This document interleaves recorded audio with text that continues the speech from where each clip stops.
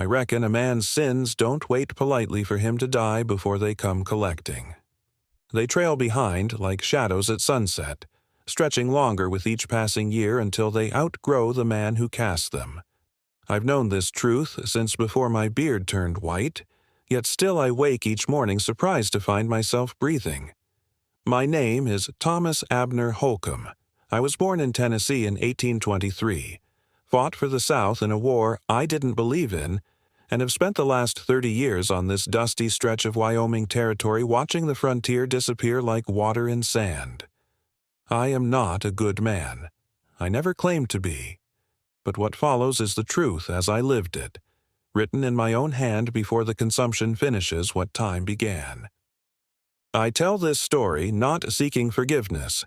There are sins beyond the reach of absolution, and I suspect mine qualify. I write only because some truths refuse to be buried, and this one has haunted me longer than most. It happened in the summer of 1887, a drought year, the kind where the sky turns the color of a worn-out saddle and even the rattlesnakes seek shelter. I remember how the land looked that June, cracked and broken like pottery fired too hot. The creek that divided my property had shrunk to a trickle, exposing smooth stones that hadn't seen sunlight in decades. My cattle were thin, ribs pressing against hide like barrel staves, and the wolves were growing bold, venturing closer to the ranch house than they had in years. I had lived alone since Martha passed in '79. Our daughter Sarah had died long before that, taken by scarlet fever when she was 12. I had no hands that season, couldn't afford them. Just me and 2 dogs too old to hunt but too loyal to leave. The nearest town was Bitter Creek, 22 miles east, where I went once a month for supplies and whiskey. I knew most folks by name but called none of them friend. That suited me. After Martha, I preferred the company of silence. The fence line where I found the girl ran along the western edge of my property, marking the border between my land and what folks called the Devil's Backbone, 5,000 acres of rock and scrub too stubborn for farming and too exposed for grazing. It belonged to no one and everyone, a lawless stretch where outlaws sometimes camped and Indians sometimes hunted. I rode that fence once a week, checking for breaks where my cattle might wander. It was on such a patrol that I first saw her. I remember I'd been tracking a mountain lion that had taken 2 calves. The sun hung low, painting the hills copper and gold, when something caught my eye, a flash of fabric against the gray posts of the fence line. I thought perhaps someone had lost a shirt or some traveler had left a marker. Then it moved.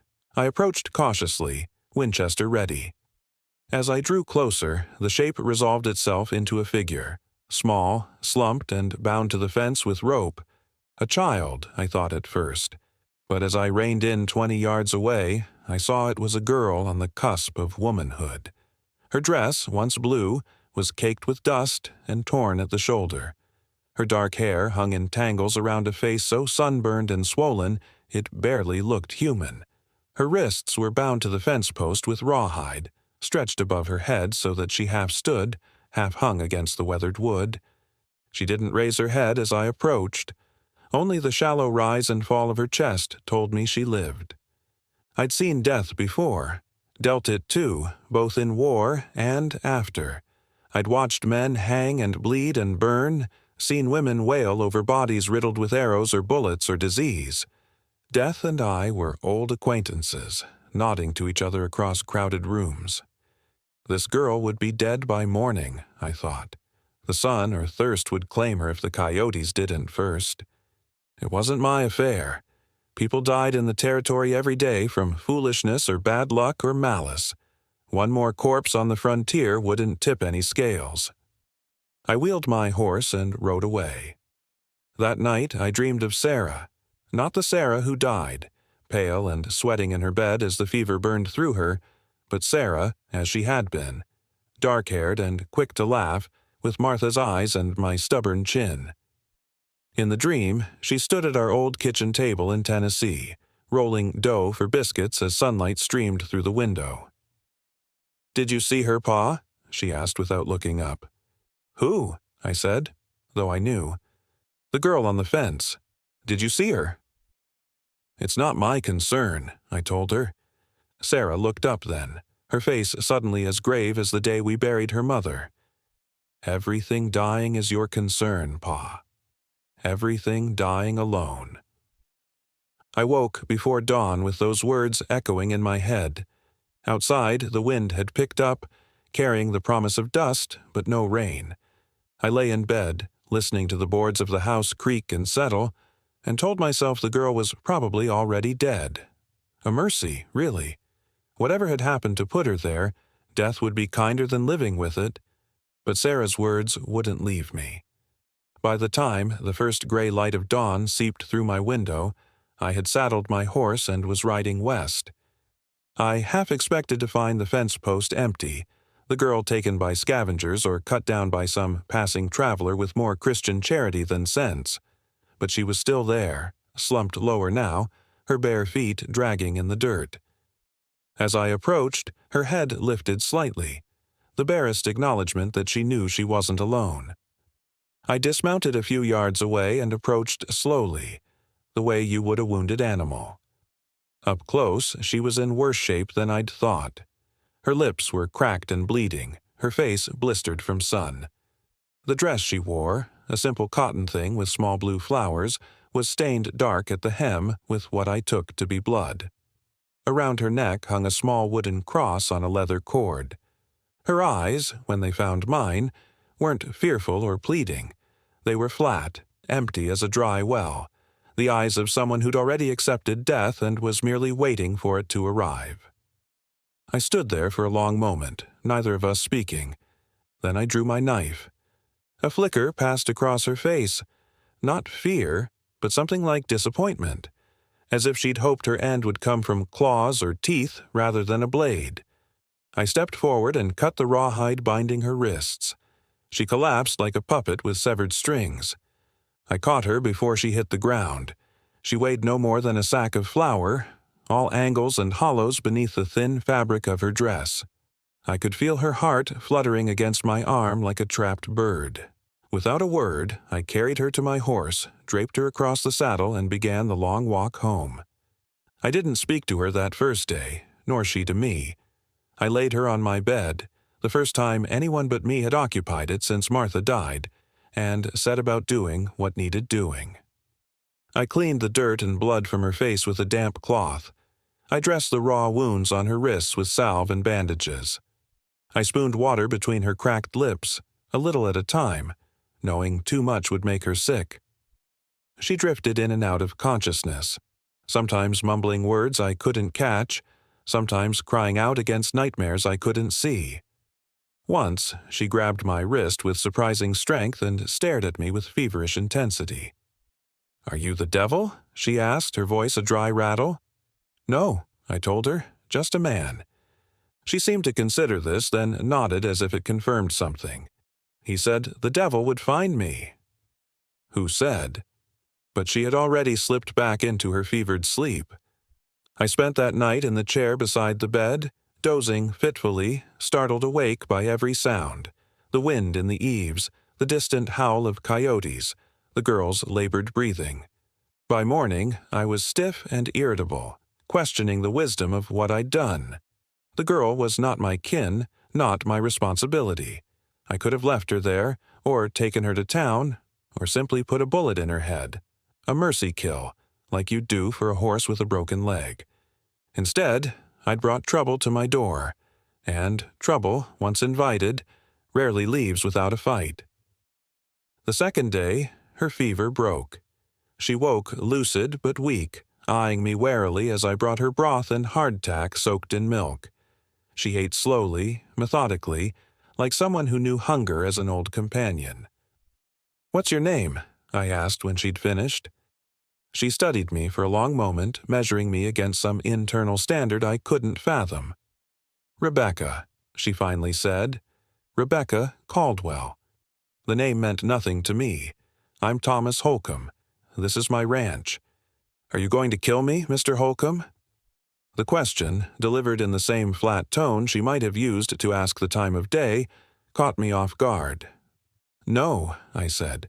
If I wanted you dead, I'd have left you on that fence." She nodded, accepting this logic. Then why am I here? It was a fair question, one I'd been asking myself since I cut her down. Why had I interfered? What did I hope to gain by bringing this half-dead girl into my home? "You needed help," I said finally, the words sounding hollow even to my own ears. I was there. She seemed to consider this, then turned her face to the wall. "My father will come looking for me." "Was it your father who tied you to that fence?" She didn't answer, and I didn't press. There would be time enough for truths, assuming she lived. And if she didn't, well, the dead keep their own counsel. For 3 days, Rebecca drifted between sleep and waking, growing stronger by increments. I tended my ranch during the days, checking on her when I could. At night, I slept in the chair or on a pallet on the floor, unwilling to leave her alone. She spoke little, answering direct questions with as few words as possible. I learned she was 16, had lived in Bitter Creek all her life, and had never been farther east than Cheyenne. What I didn't learn, what she wouldn't say, was how she'd come to be tied to my fence line, miles from town, left to die under the merciless Wyoming sun. On the 4th day, I rode into town for supplies, leaving Rebecca with stern instructions to stay inside and out of sight. I half expected to find the place in an uproar, search parties combing the hills for a missing girl. Instead, Bitter Creek dozed in the summer heat, as placid as ever. No posters tacked to the mercantile wall. No worried groups of men huddled in conversation. It was Virgil at the general store who finally mentioned it, as he weighed out coffee beans and flour for my monthly order.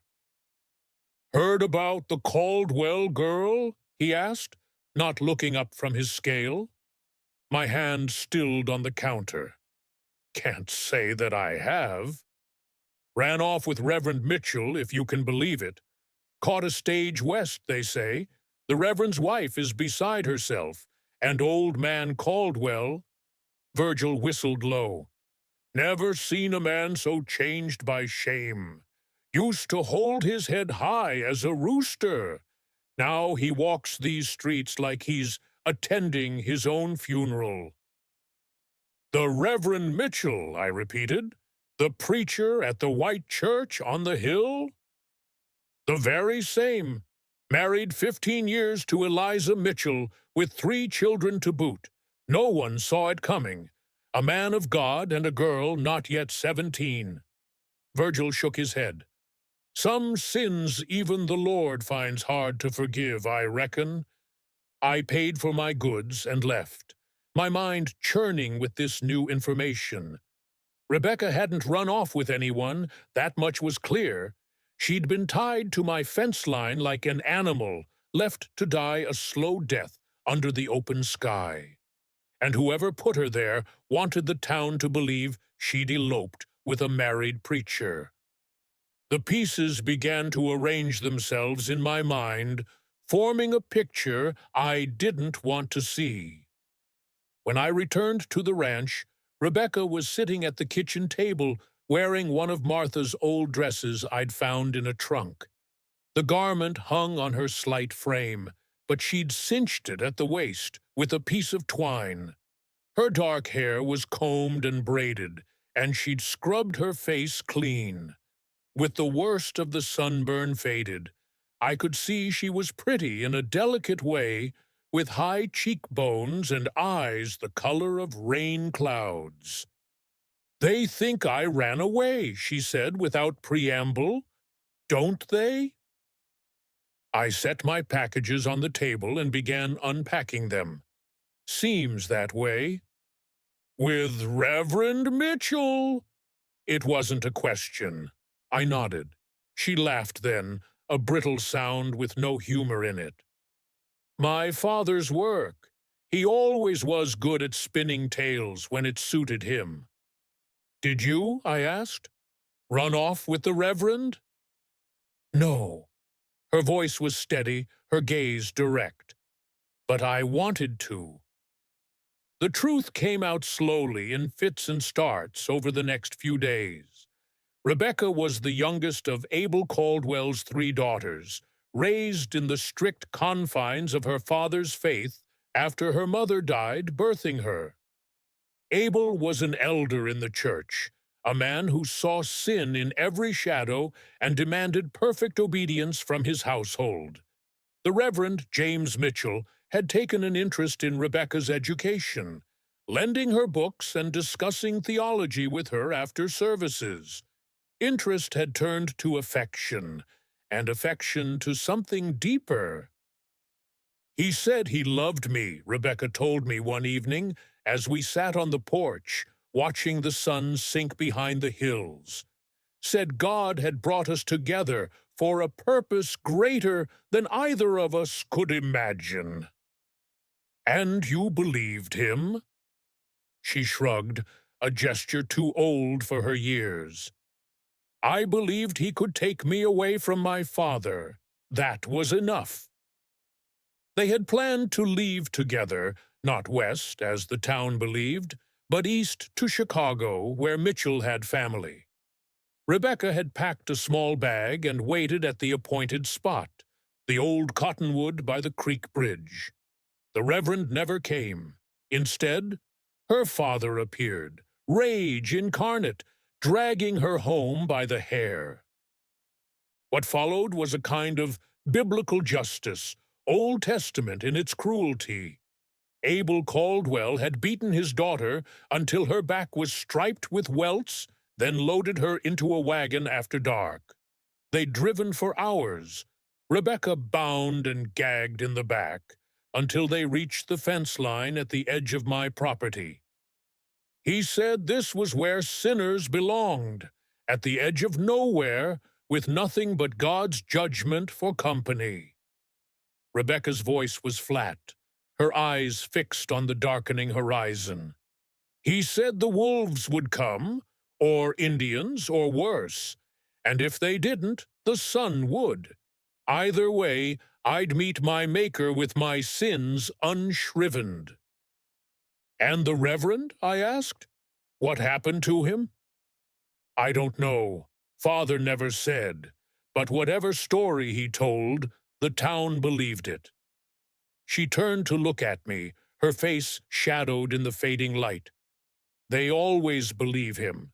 He's a godly man, after all. I thought of the Reverend Mitchell, with his earnest sermons and careful hands, his pretty wife and 3 tow-headed children. Had he truly planned to abandon them for this slip of a girl? Or had he merely been toying with her affections, never intending to follow through? Either way, he was a coward, a man who used his position to prey on a vulnerable girl, then left her to face the consequences alone. "Will you take me to the sheriff?" Rebecca asked, breaking into my thoughts. "Tell him what my father did?" I considered it. Sheriff Dawson was a fair man, as lawmen went, but he was also pragmatic. The word of a respected church elder against that of his wayward daughter and a reclusive rancher with no standing in the community. It wasn't hard to guess which way that scale would tip. "What would you have me tell him?" I asked. "That I found you tied to a fence post on my land? That I've kept you here, alone, for nearly a week, without notifying anyone? How do you think that would look?" She was silent for a long moment. "Like you're no better than the Reverend," she said finally. "A man taking advantage." "Worse," I said. "The Reverend is respected. I'm just the old hermit who lives out past Devil's Backbone. They'd hang me before sundown." "Then what am I to do?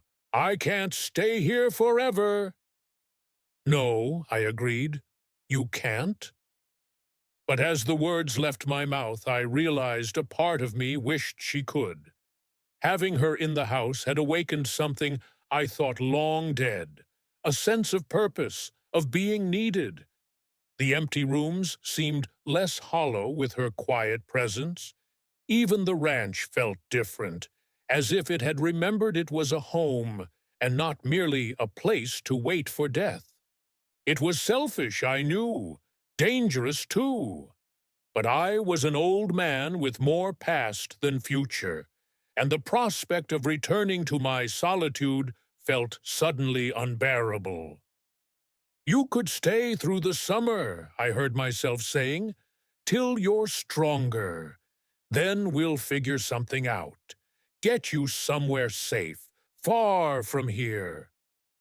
She studied me, her eyes unreadable in the gathering dusk. Why would you do that? You don't know me. No, I admitted, I don't. But I know what it is to be alone against the world. It's not a fate I'd wish on anyone. She nodded once, decision made. Through the summer, then. And so began the strangest season of my life. Rebecca recovered her strength quickly, the resilience of youth asserting itself.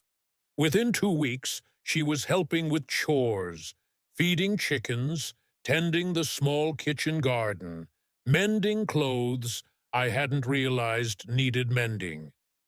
She cleaned corners of the house that had gathered dust since Martha died, hung fresh curtains made from flour sacks, and filled mason jars with wildflowers that somehow survived the drought. I taught her to ride, to shoot, to mend fence, things a rancher's daughter should know, but a preacher's daughter never learned. She took to it all with a quiet determination that reminded me of Sarah. Not in looks, Sarah had been fair where Rebecca was dark, but in spirit. That same steel core beneath a gentle exterior. We settled into a routine that felt almost like family. Almost, but not quite. For all her help and company, Rebecca remained guarded, keeping parts of herself locked away where I couldn't reach. Some nights I'd find her on the porch, staring east toward town, her face as closed as a fist. Other times she'd disappear for hours, only to return with red-rimmed eyes and nothing to say about where she'd been. I didn't press. We all have wounds that need privacy to heal. July bled into August, and still we hadn't spoken of what would come next. I knew she couldn't stay, a young woman living unchaperoned with a man old enough to be her grandfather would raise questions neither of us could answer. But the alternatives seemed equally impossible. She couldn't return to her father, and she had no other family, no friends who would take her in against Abel Caldwell's wishes. The question resolved itself on the first Tuesday of September, a day so perfect it seemed an affront to the harsh summer that preceded it. The air was clear, the sky a blue so deep it hurt to look at it, and a cool breeze carried the first hint of autumn. I was in the barn, mending tack, when I heard hoofbeats in the yard. 3 riders, Abel Caldwell at the lead, flanked by 2 men I recognized from town but couldn't name. Caldwell was a big man, broad-shouldered and barrel-chested, with a beard that reached mid-chest and eyes like flint. He sat his horse with the stiff-backed posture of a man who believes God rides beside him. "Holcomb!" he called, not dismounting. "A word." I stepped out of the barn, my hand resting casually on the pistol at my hip. "Caldwell, this is a surprise." "I expect it is."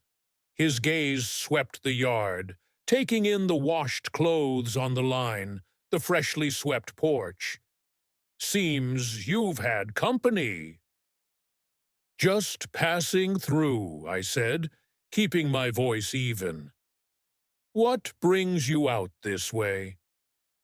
"My daughter," he said flatly. "Rebecca. Word is she's been seen riding these hills. Thought you might know something about it." I felt a cold weight settle in my stomach. Someone had seen her, a hunter maybe, or a traveler passing through. Someone who knew her and carried the tale back to Bitter Creek. Can't say that I do, I replied. I keep to myself, as you know. Caldwell's eyes narrowed. Do I? We've never had much cause to speak, you and I. But I hear things.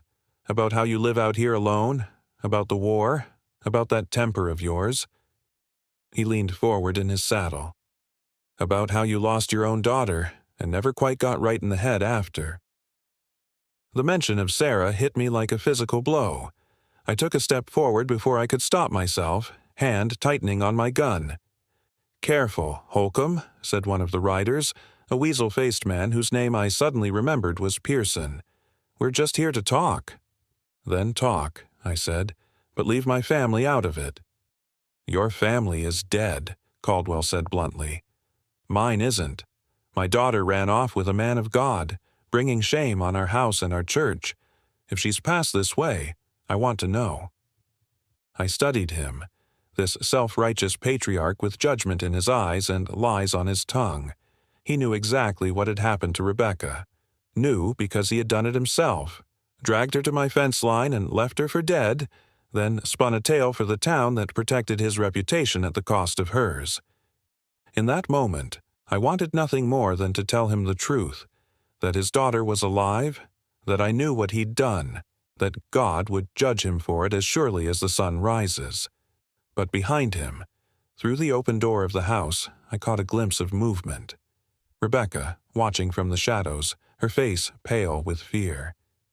Your daughter's not here, Caldwell, I said, forcing my voice to remain steady.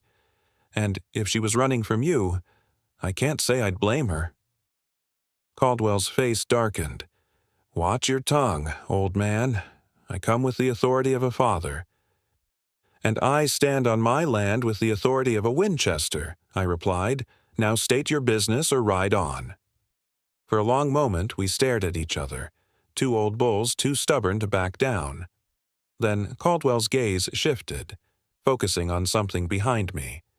I turned to see Rebecca standing in the doorway of the house, straight-backed and pale as a ghost. Hello, Father, she said, her voice steady despite the fear I could see in her eyes. Rebecca. Caldwell's voice held no warmth, no relief at finding his daughter alive, only a cold certainty, like a man who's finally cornered his prey. It's time to come home. She stepped forward, moving to stand beside me. I'm not going back with you. You have no choice, girl. You're my daughter, under my authority until you're lawfully wed. Caldwell's gaze flicked to me, contempt plain on his face. Unless you mean to tell me you've married this old reprobate. No, she said, but I'm with child, the Reverend's child. The words fell like stones into still water, sending ripples of shock through the yard. I stared at her, trying to mask my own surprise. This was news to me, if it was true at all. In the weeks she'd been with me, she'd shown no signs of pregnancy that I could discern. Caldwell's face went from red to white in the space of a heartbeat. You lie, he hissed. 3 months gone, Rebecca continued, her voice gaining strength. The Reverend knew. It's why we planned to leave. Why he... She faltered for the first time, then steadied herself. Why he loved me. Loved you? Caldwell spat the words like poison. He used you, girl, ruined you. And when I found out, he ran like the coward he is, left you to face your shame alone. Not alone, she said, and reached out to take my hand. Her fingers were ice cold but steady. Mr. Holcomb has been kind enough to offer me shelter, until the baby comes. I didn't contradict her, though the lie was bold enough to take my breath away. If she was truly pregnant, she'd shown no sign, no morning sickness, no changes to her figure. But perhaps that explained her moods, her disappearances. Perhaps she'd been wrestling with this knowledge alone, afraid to share it even with me. This true, Holcomb?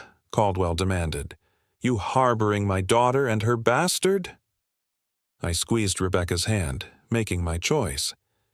She's welcome here as long as she needs. You have no right. She's my blood.